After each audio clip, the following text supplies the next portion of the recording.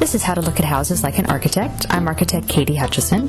Today we're moving from the base beyond the middle to the top of home. If we continue with the analogy comparing the structure of people with the structure of house exteriors, then the top of a house is likely the most expressive component, just as the head or face of a person is typically more expressive than their base or legs and their middle or torso. We generally associate the roof with the top of a home, and its form may be quite dynamic. An end elevation may complement a pronounced roof with an elaborate treatment which accents the ridge. These two gable ends both sport decorative rake trusses.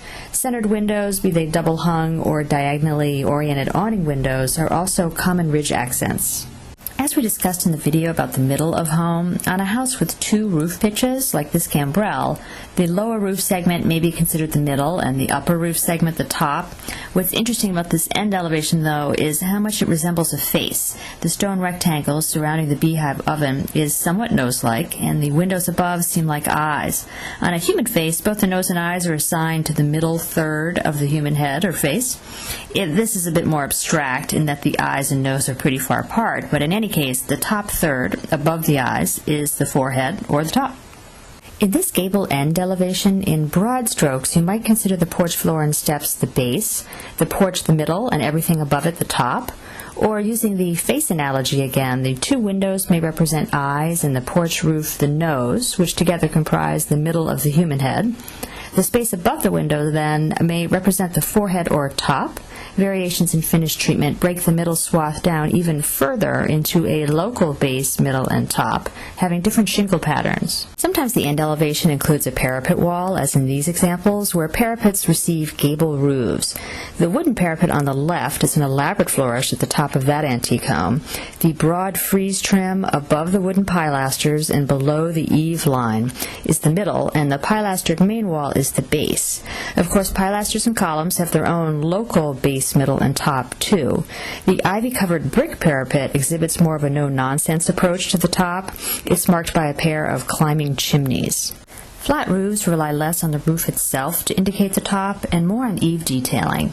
This Federal-era building has not only an elaborate eave with modillion blocks highlighting the top, but a roof balustrade. It's hard to tell in this photo, but beyond the perched golden eagle is a roof monitor, a feature we'll explore again a little later.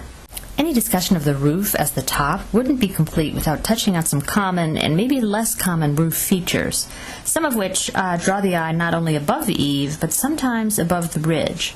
This is a Nantucket-style dormer. It's comprised of two doghouse dormers with a shed dormer in between, which is often recessed from the face of the doghouse dormers to help break up the overall mass of the dormer. Above that is a widow's walk. This one has a dynamic railing, which is a nice foil to the otherwise muted gable form.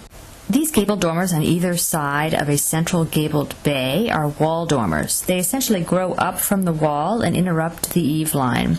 Here, a piece of trim running below the eave carries across the wall dormers and introduces an opportunity to vary the wall finish above it. So the dormer itself has a local base, middle, and top, with the trim acting as the base, the staggered shingles the middle, and the vertical planking the top. This is an eyebrow dormer. It's less common than some of the others, but one of my favorites. There's something a bit Darth Vader-ish about it peeking up from within the roof. Sometimes you can't help but anthropomorphize or Vader-pomorphize this stuff. This is a more contemporary ranch-style home with a contemporary shed dormer and a hipped roof.